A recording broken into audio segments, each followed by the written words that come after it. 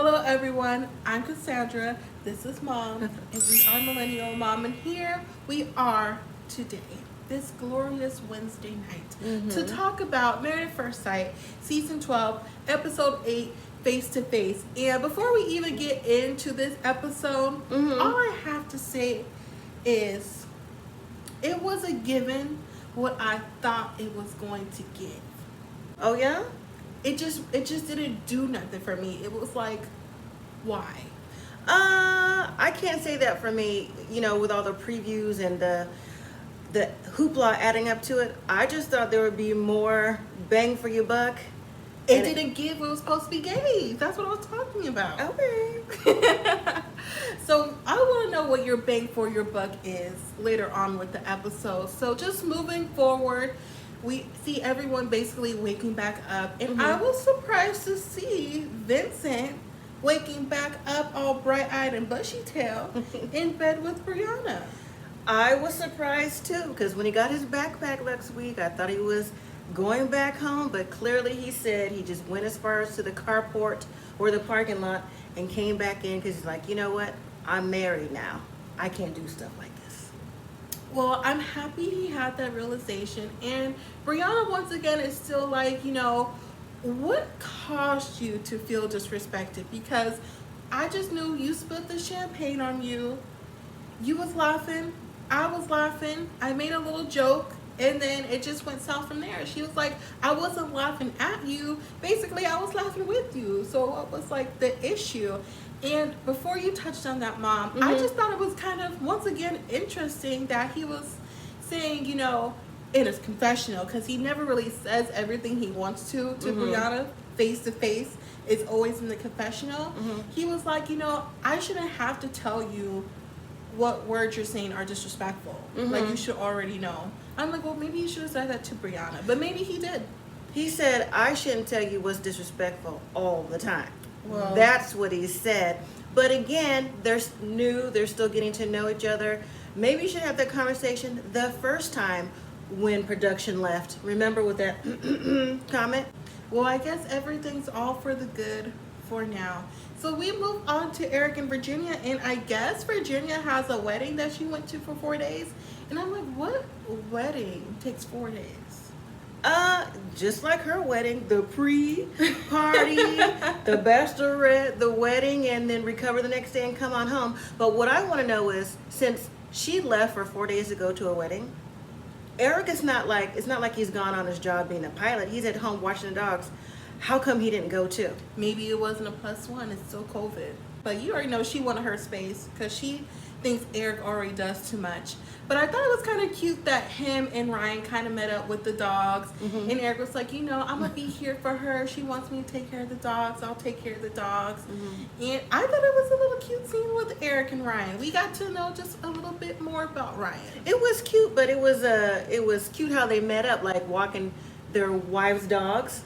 That was cute, and it was actually funny to me. Like, oh, that's how you meet up? Like, where are your wives? Unless we know Virginia's at a wedding, so where was Claire at work or whatever. But the thing with Eric in this entire episode for me, it's another bang for your buck. It's not just with the main couple. It was also with Eric and Virginia and Haley and Jacob. For me, the bang for your buck is Eric is starting to have the same conversation over and over with himself about the different stages in life. It's starting to sound like a broken record. Yeah, like it's a problem. Well, of course it's a problem because he keeps bringing it up. So I'm very curious to see how it's going to be moving forward.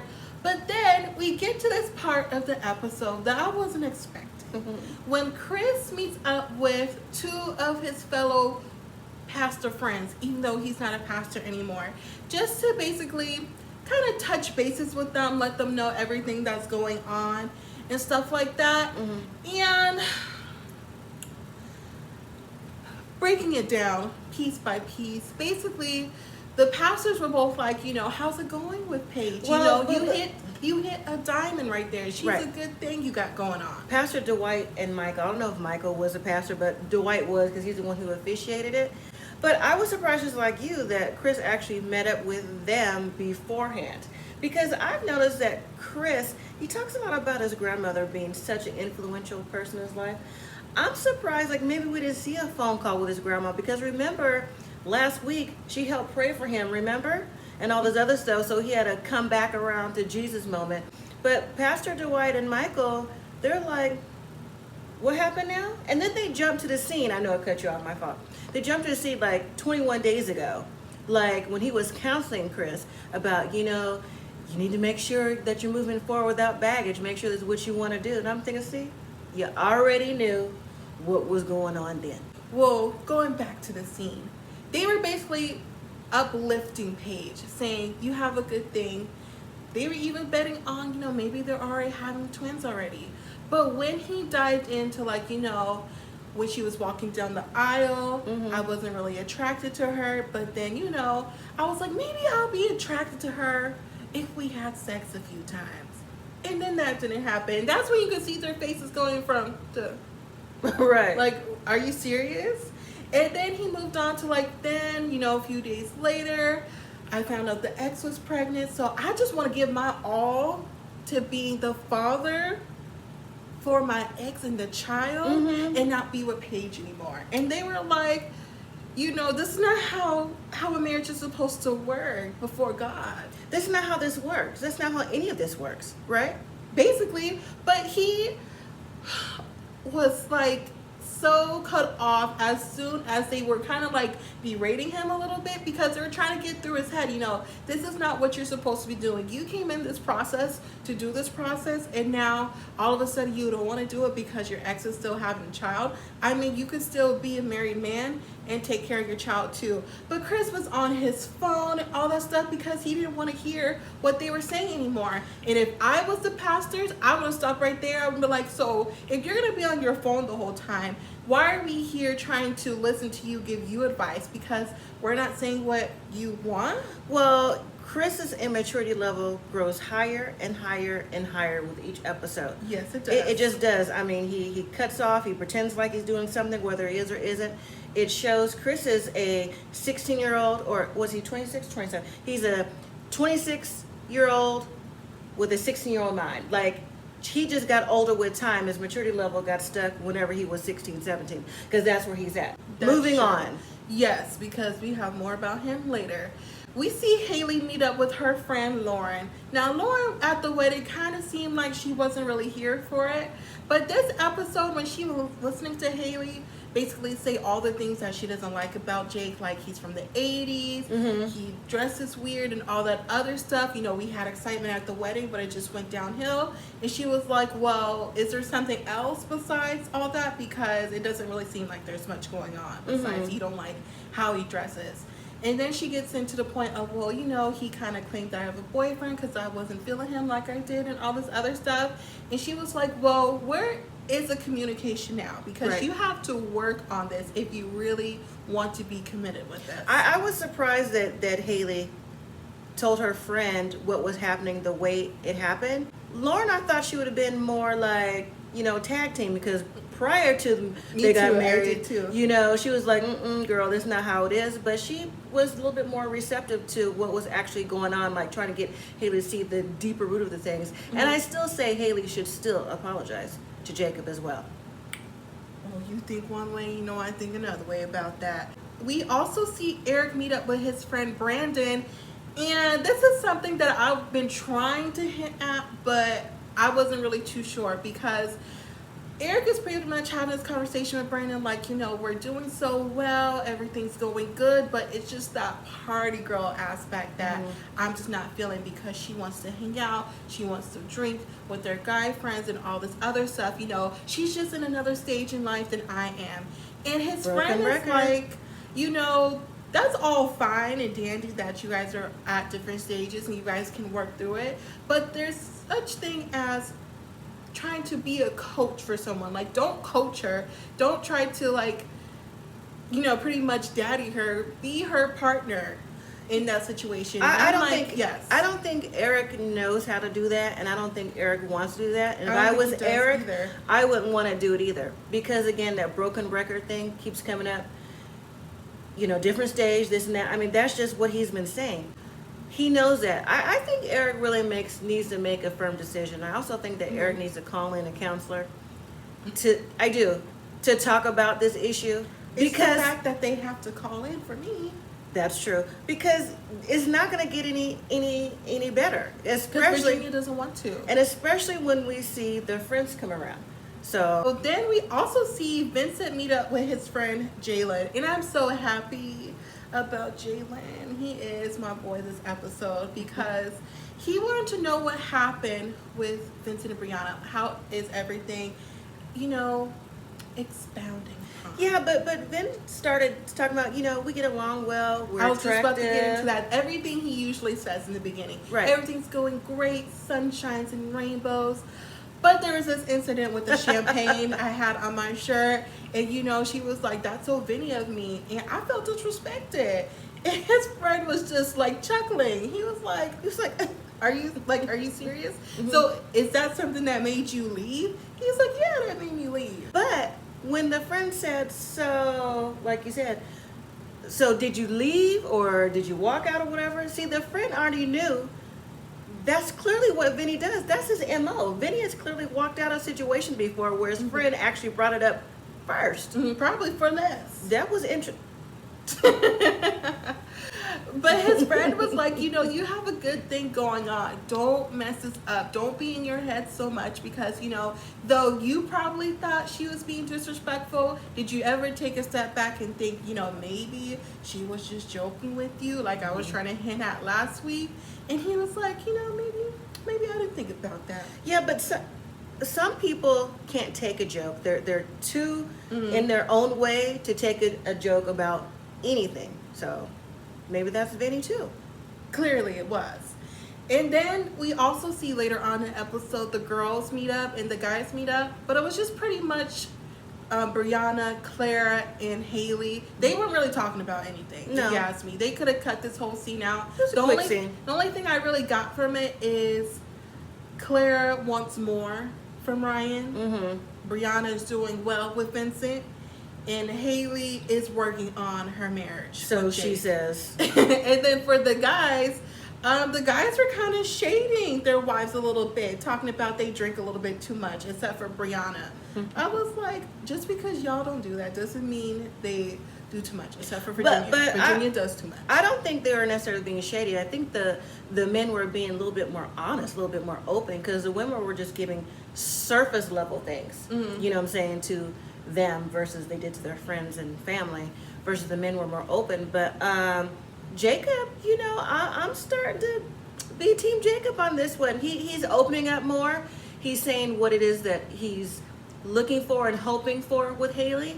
And he really wants to get there, and he really comes across sincere. I'm not saying the other men don't, but Jacob has come out of his shell way more than Ryan. Of course, he's moving at a turtle's pace, and there's nothing wrong with that. But there is such thing as moving too slow in this fast-paced, 8-week process that you already knew it was 8 Right, weeks. right. But let me clarify. I'm not saying moving too slow as far as being intimate. I'm saying it's communication. There's a communication lag time with Ryan, and Jacob has crossed that boundary. Now we're moving on to where we're seeing the friends and the families all meet up. So the first people we see is Virginia.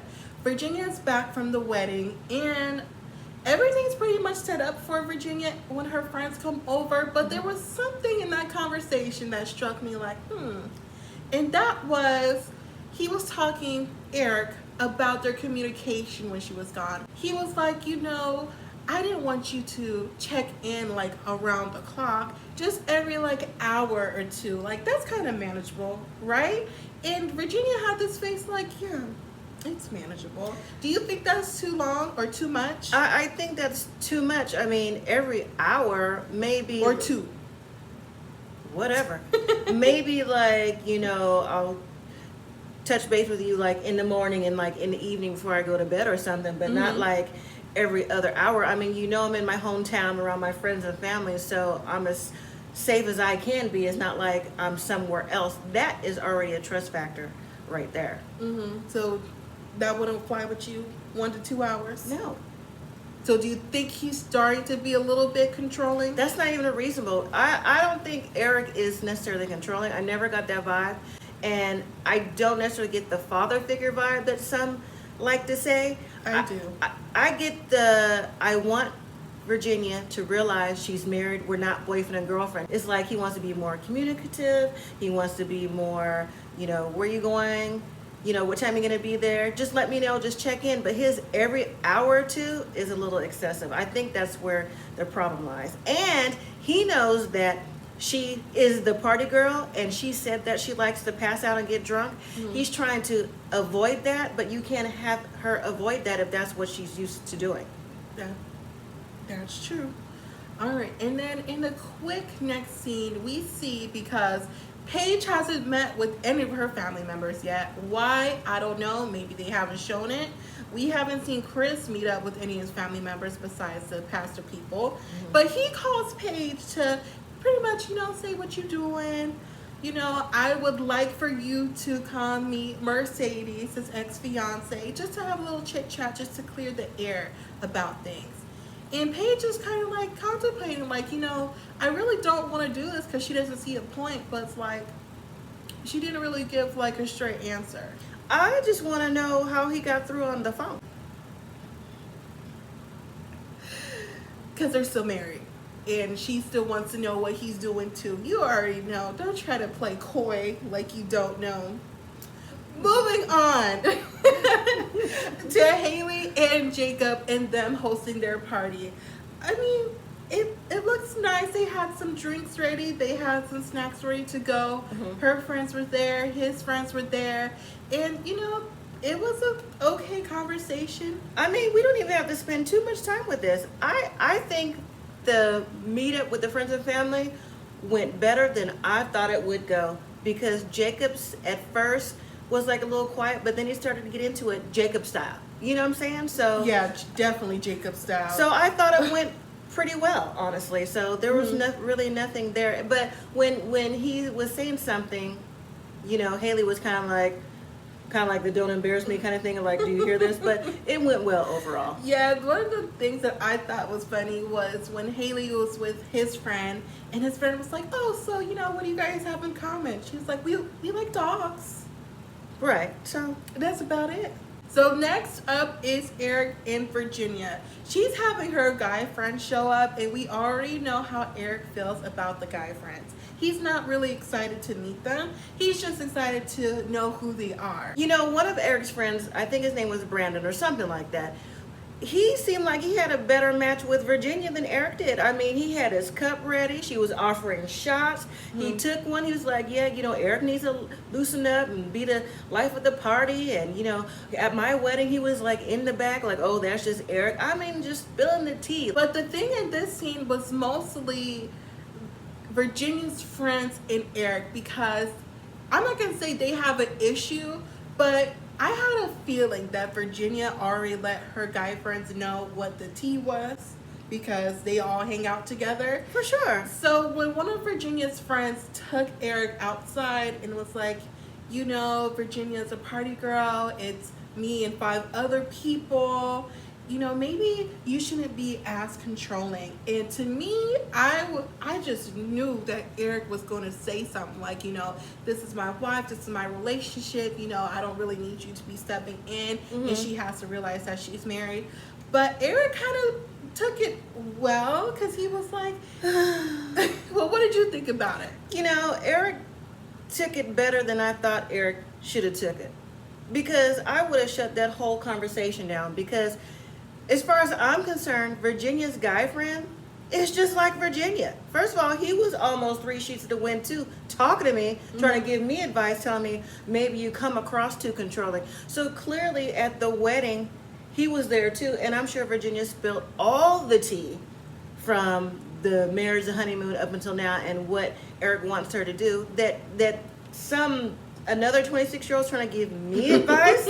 Are you Eric? Are you offended? If I was Eric, I would have been offended, like I said, and shut that conversation. I would have said, thank you for coming out to talk to me. I wasn't going to be rude, but conversation done. Absolutely not. Eric said, he was very grateful for the information that the friend gave, because the friend did say Virginia is all in.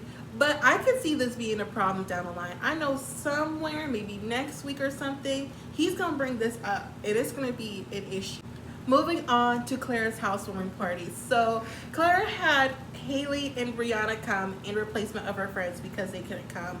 And Ryan only had his friend and his girl come for the housewarming party. And it was nice. They were having shots, and then Brianna left like in 2 seconds. I was like, Brianna, then why was you here? And what we learned from their meeting is Ryan is still taking things slow, and Claire is sexually frustrated. She hasn't seen him with his shirt off or anything, but Claire lets us know in the confessional that they do some things, but they don't do everything. And based off of how Ryan has been so far, not really 100% closed off, just more like to himself, being in his head, like Claire was saying. I feel like Claire was giving and Ryan was receiving, but he wasn't giving anything in return. I got that same exact vibe, especially when she said that they didn't even kiss for the first couple days. Yeah, you take it slow, stuff like that. There's nothing wrong with taking it slow, but try to open up a little bit to have this process work. Because if not, you know, you may cheat yourself out of something. That might be a good thing. Yeah. Who knows? All right. So I did that little Vincent throat clear.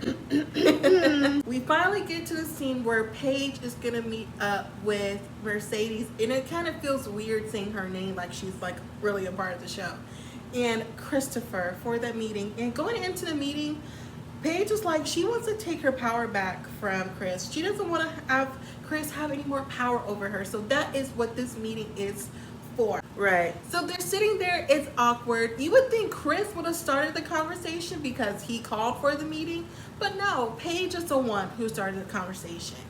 Pretty much to be like, you know, I didn't know this was gonna happen. Right. I kind of came here, you know, with pure intentions and all that stuff. And now I'm finding out that you're 7 weeks pregnant. Like, when did you even find out? It's like, I think like 7 weeks pregnant. I'm like, wait a minute, wait. Rewind the tape. How do you not know how many weeks you're pregnant? If you was 6 weeks last week, this week you're 7, right? It just goes forward as the weeks go by. So is she really pregnant, or was that something she said to get Chris to come back because she found out that he got married on the show? Well, she said that she found out after she said she was pregnant. So you think somebody probably, of course someone probably told her. Of course. You're right. You on the right track with that. And so Paige was like, you know, I understand that this might be a little bit difficult for you because you are 7 weeks pregnant and you guys had a moment 7 weeks ago. And Mercedes' eyebrow goes up like, girl, you lying. We had moments after that too. And she didn't say that, but that's what I got. You know, I'm on the road to 50. And I'm here to tell you, she had much more dignified sense than I would have had at the time. Because first of all, you wouldn't have first called me to meet you anywhere, or to sit down to talk to you about nothing after you disrespect me, stuff like that. So for Paige to sit down, even after all the stuff she's gone through, after all the things that we've seen, to answer questions while Chris is just sitting there, you know, like looking around and kind of thinking like, oh my God, like if one of them says something like that they don't know. It was just a whole bunch of mess. And you know what? Well, Paige kind of did allude to something, saying to Mercedes that, you know, Chris said he didn't want to, you know, fall in love with me, and I could have been you. I could have been pregnant too. She and was Mercedes, like, by who? I'm thinking, girl. I'm like, her husband? Right, like the person she's married to right here. She's not as trifling as Chris was, being off with some side piece or her ex-fiancé or whoever before she got on the show. She was having unprotected sex with her husband who used to be your fiance. That's by who. I don't know why she was like, by who. That's how you know that they're still in cahoots with something, even though Mercedes was like, oh, I'm not trying to get back with him. If you think that, it's not happening. It's over. I was like, girl, bye. And then Chris upset me once again in that last part of the scene because sorry mom, I didn't mean to cut you off, but he was just so nonchalant and just being so disrespectful, looking at his phone, looking away, and had the audacity to tell Paige, if you gonna take shots at me, you need to be looking at me. Like, sir, you weren't even giving nobody eye contact the whole time. What do you mean taking shots? She didn't take shots at you. I wish she would have.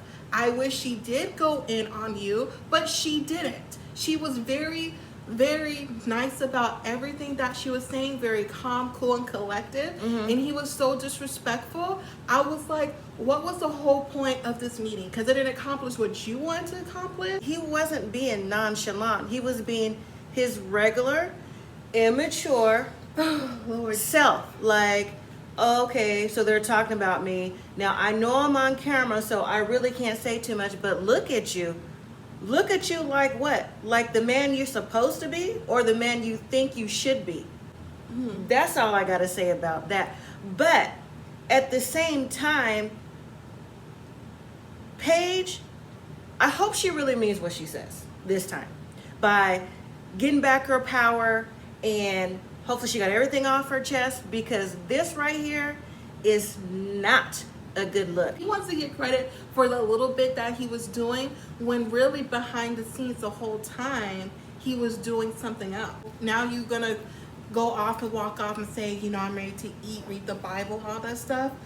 Child, and Paige is just a better person or something, acting, whatever. Mercedes, I don't know why she was on. Hopefully we don't see her anymore. And I don't know why it seemed like Mercedes was calming Chris down the whole time, like she was still with Chris. A little bit disrespectful, but you know, Chris wanted that to happen. Paige came, and that was that. I don't think she was calming Chris down. She's been with Chris long enough to know his personality and know how he is. So that was like, okay, Chris, like, okay. No, it was a little bit too much smiling and stuff going on for me. Too much happiness. It was schmizing. It wasn't really smiling. So yes, what you said. And also we see Brianna and Vincent's family pretty much meet up. Brianna cooked. Vincent was very pleased with that. I was like, okay, they're getting their little connection back. I'm happy for them. Not too much drama. Nothing really happened too much with their families. Everyone really seemed they were connecting. They're the only ones who actually played a game. it was a cute game too. Fun facts that, you know, you may not know about us or whatever the case may be. But I think their families are meshing well together. So it's giving me hope again. I lost a little bit of hope, but my hope has been restored with them. Yeah, and too, this was the first time that Brianna met his family, because they weren't able to make it to the wedding. It was just his cousin, so it was his mom and his brother. Yeah, it was a good scene with them. I It liked was. it. All right, so that was pretty much the whole entire episode. I just don't even know what to say. It didn't really, like I said, it didn't really give what I thought it was going to give. But here we are today, and we have to see Chris and Paige return together the next episode with him saying some more nonsense to her. And I hope when she walks out like we saw, she walks out for good. Yeah, the final time for sure. This episode, I learned different things about Eric, and I learned different things about Jacob, and a little bit about Ryan too. And I think that the three that I mentioned, all three of them may be in a little bit of trouble, like some rocky waters coming up. I think Jacob may make it out a little bit, but I don't think it's gonna last too much longer, to be honest with you. What about Eric? Eric, I think Eric is going to maybe hang in there as long as he can, but I don't know. I think Jacob and Haley will probably be more shakier than Eric and Virginia for the next episode at least. And then Ryan? And Ryan, I think it's more going to be more Clara talking to Ryan about what she wants, and Ryan thinking about it and getting back to her. In the next 24 to 48 hours. All right, so let us know what you guys thought about this week's episode in the comments down below. Thank you all so much for watching. If you already subscribed, thank you so much. If you haven't yet, please hit the subscribe bell. Also, make sure you thumbs up this video and share this video to other people who watch Married at First Sight as well. Thank you all again for watching, and as always, live simply, be grateful.